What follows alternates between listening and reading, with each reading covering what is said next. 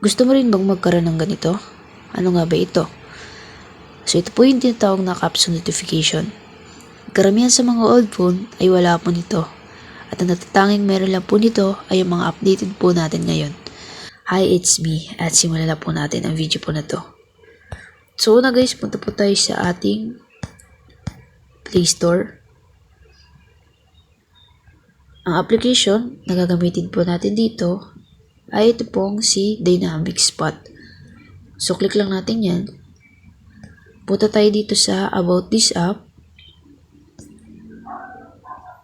Share ko lang nga po pala guys, nirelease nga po pala tong application po na to noong September 29, 2022 at in-update po siya nito lang pong September 28, 2024. So back na po tayo dyan. Dito naman guys, meron po silang 4.6 ratings at 49,777 reviews. So mostly guys, marami pong nagbigay ng 5 stars po dito. So ibig sabihin guys, legit po tong application po na to. Once na ma-download natin, open lang po natin yun guys.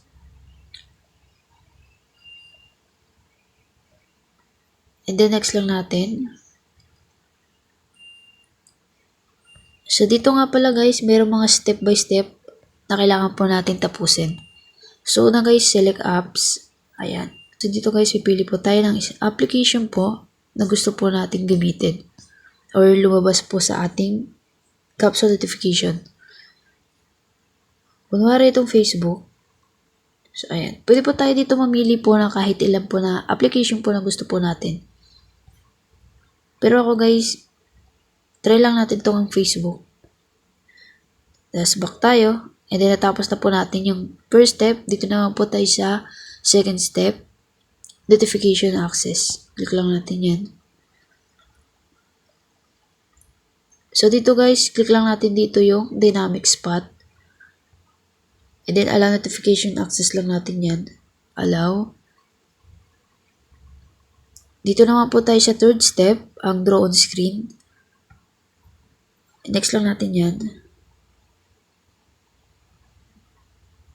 Dito sa accessibility guys, hanapin po natin yung application po na dinownload natin. Itong dynamic spot. So ito po siya sa pinakadulo.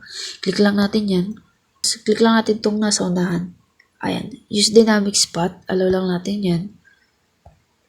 So dito naman guys sa baba, nakalagay po dito na data protection. I'm not interested in your data. No data is collected or shared. Basta matapos na natin yung 3 steps, click lang natin itong done. Para guys gumana yung application po na to guys, is click lang po natin tong play button sa taas. So click lang po natin yan.